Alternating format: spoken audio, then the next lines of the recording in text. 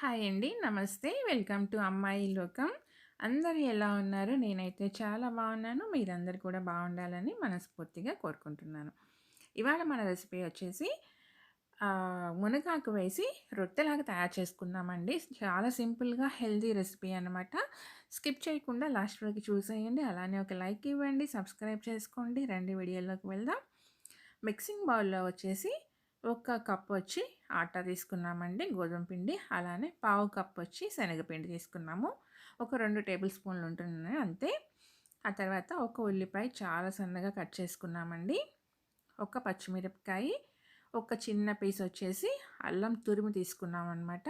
చూడండి, ఇదంతా ఇప్పుడు దీనిలో కలిపి వేసుకుందాము. అలానే కొంచెం కరివేపాకు కట్ చేసి వేసుకుందామండి. కొంచెం కొత్తిమీర అనమాట, సన్నగా తరిగి తీసుకుందాము. అలానే మునగాకు వచ్చేసి కడిగేసి ఒక హ్యాండ్ఫుల్గా వేసుకోండి. మీకు ఎంత కావాలంటే అంత వేసుకోండి. మీరు తీసుకునే క్వాంటిటీని బట్టి చాలా సూపర్గా ఉంటుందండి. ఇది మునగాకని ఎవరికి కూడా కనిపెట్టలేరు. అంత టేస్టీగా సూపర్గా ఉంటుంది అన్నమాట ఈ రొట్టి. మునగాకు ఆరోగ్యానికి చాలా మంచిదండి. దాన్ని ఇలా డిఫరెంట్ వేలో మనం యూజ్ చేసామంటే డైలీ తిన్నట్టు ఉంటుంది. హెల్త్కి చాలా మంచిది. జీలకర్ర ఒక హాఫ్ టేబుల్ స్పూన్ వేసుకున్నాము. ఒక పించ్ వచ్చి పసుపు వేసుకుందామండి. రుచికి సరిపడినంత ఉప్పు, కొంచెం ఇంగువ వేసుకుందామండి. ఇంగువ కనుక మీకు నచ్చకపోతే స్కిప్ చేసేయండి. చూడండి, ఒక పించే అంతేను. టేస్ట్ అయితే చాలా బాగుంటుంది దానివల్ల. నచ్చకపోతే స్కిప్ చేసేయండి, ఏం పర్వాలేదు. ఇప్పుడు ఇదంతా మనం మంచిగా కలిపేసుకుని, ఎక్కువ వాటర్ అయితే పట్టదండి. ఎందుకంటే మనకి ఉల్లిపాయల్లోనూ మునగాకులు అన్నిట్లో కొంచెం మనకి వాటర్ కన్సిస్టెన్సీ ఉంటుంది కాబట్టి కొంచెం మనం చెక్ చేసుకుంటా కలుపుకుందాము. ఇది చపాతీ పిండిలాగా కూడా కలుపుకోవచ్చండి. మీకు ఎలా కావాలంటే అలా కలుపుకోండి. అయితే నేను కొంచెం పలుచగా మనం చేత్తో ఇలా నొక్కి ఒక క్లాత్ మీద రొట్టెలాగా చేసుకునేదానికి కానీ, ఒక పేపర్ కానీ, అరిటాకు కానీ దేని మీదైనా చేసుకోవచ్చండి. దానికి సరిపడినంత కొంచెం లూజ్గా కలుపుకున్నాను అనమాట నేను పిండి. చూడండి, మీ చపాతీలాగా నొక్కి తీసుకోవాలనుకున్నప్పుడు దానికి తగ్గట్టుగా గట్టిగా కూడా కలుపుకోవచ్చు. ఒక అర టేబుల్ స్పూన్ ఆయిల్ వేసుకుందామండి. వేసి కలిపేసేసుకొని కొంచెం సేపు నాననిద్దాము.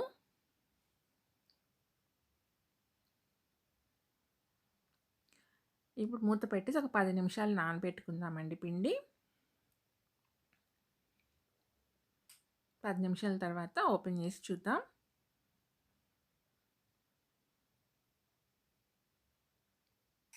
ఇప్పుడు ఒక క్లాత్ తీసుకున్నానండి నేను.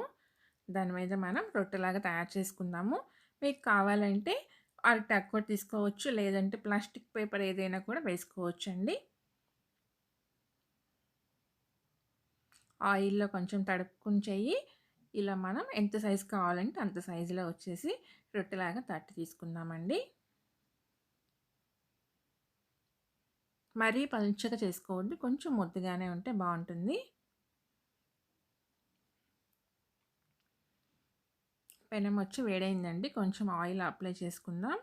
ఆ తర్వాత ఈ క్లాత్ని ఇలానే వేసేసి అంతేనండి, తీసుకోవటమేను.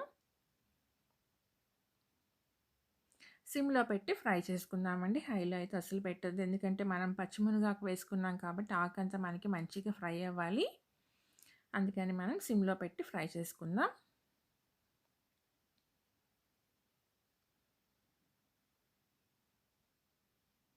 రెగ్యులర్గా మునగాకు వచ్చేసి చాలా మంచిది. అంటే రెగ్యులర్గా తినడానికి వెళ్ళకాకపోయినా వీక్లీ 2-3 టైమ్స్ అయినా ఖచ్చితంగా యూజ్ చేసుకోండి. ఆరోగ్యానికి చాలా మంచిది.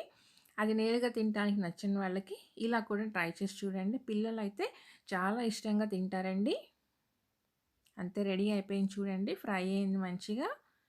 దీన్ని వచ్చేసి ఏదైనా చట్నీతో తినండి, లేదంటే ఎన్ని పప్పుగా దేనితో తినొచ్చు. నేనైతే ఇవాళ పచ్చి బఠానీలు కుర్మాలా చేశానండి, కూర మసాలా. దాంతో సర్వ్ చేశాననమాట. అంతేనండి. వీడియో నచ్చితే ఒక లైక్ చేయండి, సబ్స్క్రైబ్ చేసుకోండి. అలానే మీ ఫ్రెండ్స్కి, ఫ్యామిలీ మెంబర్స్కి షేర్ చేయండి.